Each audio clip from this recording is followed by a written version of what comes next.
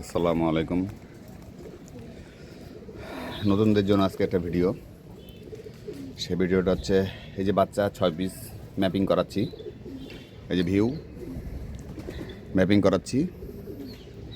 7 দিন থেকে 8 দিন বাচ্চাগুলো ম্যাপিং করাই আমি আর কি, বেশি রিস্ক নিই না, মানে পণ্ডিতই করতে রাজি নেই আমি আর কি। কেউ 2-3 দিনে ছাড় দেয়, তো আমি 7 থেকে 8 দিন ম্যাপিং করাই। এগুলো যদিও একটু কম লাগছে, 5 দিন হয়তো বা লাগছে, কারণটা ওয়েদার খুব খারাপ ছিল, ঠিক মতন ম্যাপিং করাতে পারিনি। তো 2-3 দিন হচ্ছে। আর এই যে 6 পিস ম্যাপিং করাচ্ছি, আজকে এদেরকে মুক্ত করে দিছি। হ্যাঁ, কারণ অলরেডি 7 দিন ওদের হয়ে গেছে, মুক্ত করে দিছি।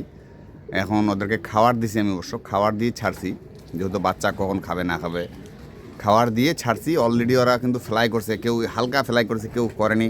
6 পিস টোটাল 12 পিস ছিল, এখানে 6 পিস আছে, আর ওখানে 6 পিস। ওরা পানি দিছে আমি এখানে, আপাতত ছোটো বাচ্চা পানি দিছে এখানে। তো ওরা ফ্লাই করছে, খাবার দিছি, পানি কিন্তু খায় নাই এখনও।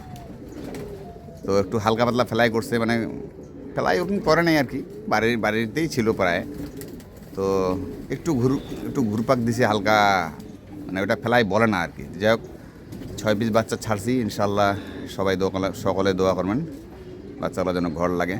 কারণ এই ঘর লাগানো যারা রেস করে তার জন্য খুব টাফ, বিশেষ করে ঘর লাগানো কঠিন টাফ। বাচ্চা একটা ঘর লাগানো, বাচ্চা যে ট্যাপিং করানো, আবার যে ট্যাপ ডোর চিনানো, খুব টাফ, কঠিন টাফ।